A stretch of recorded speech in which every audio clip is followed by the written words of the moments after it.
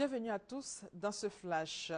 La finale du Mondial 2014, c'est ce soir à 19 h et l'Argentine va affronter l'Allemagne. Ce sera la troisième finale du Mondial de football, un record entre Allemands et Argentins ce dimanche 13 juillet à Rio de Janeiro. Chacune des deux équipes en a remporté une, l'Argentine en 1986 et l'Allemagne en 1990.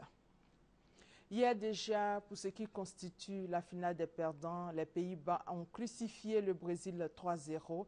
Les Pays-Bas terminent donc à la troisième place. Dans l'actualité également, pendant 6 mois, les banques de l'Union économique et monétaire ouest-africaine seront à la recherche des titulaires des comptes dits dormants. Au bout de cette période, ces banques seront obligées de mobiliser des avoirs de ces comptes pour la BCEAO. Les pluies diluviennes qui se sont abattues sur le territoire national ces derniers jours ont fait une vingtaine de morts. Ces pluies ont aussi fait d'énormes dégâts matériels. À Niéké, dans la sous-préfecture de Songon, 1300 hectares de plantations de bananes ont été envahis par les eaux. Hier, le ministre de l'Agriculture, Mamadou Sangafoua Coulibaly, est allé constater les dégâts et apporter le soutien du gouvernement aux entreprises. 2000 emplois seraient menacés, nous dit Francis Boifo.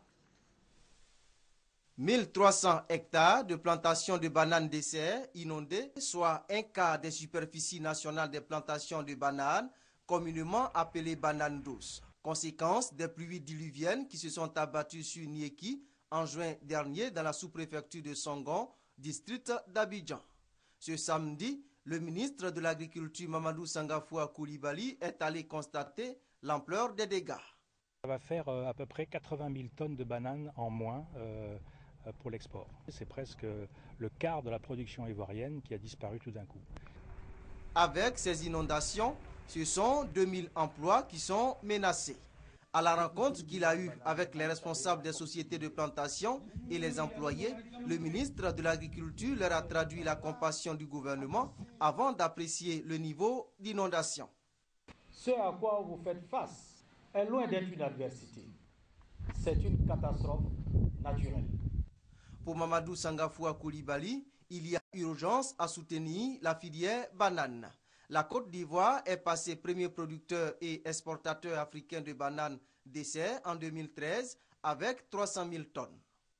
Au nom du président de la République et du chef du gouvernement, rassurez les employés de toute la filière pour dire que vous devez rester serein.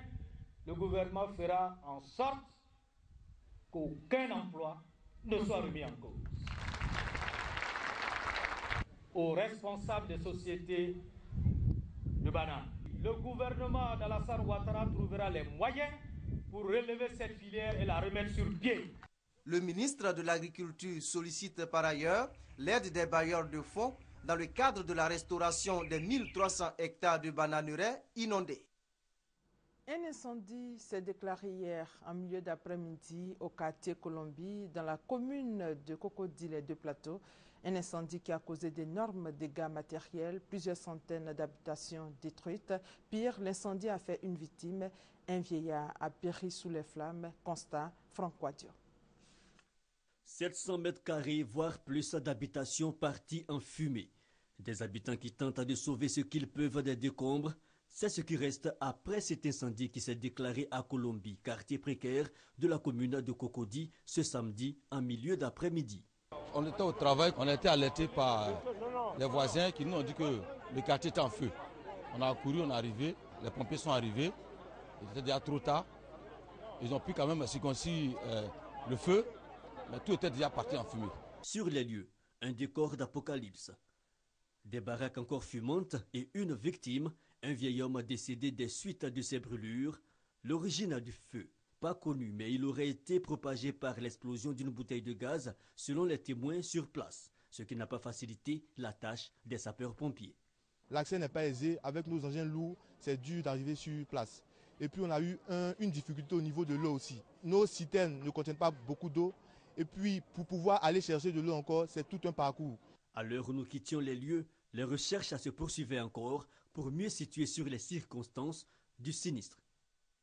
Des combats autour de l'aéroport de Tripoli, des roquettes se sont abattues dans le périmètre de l'aéroport.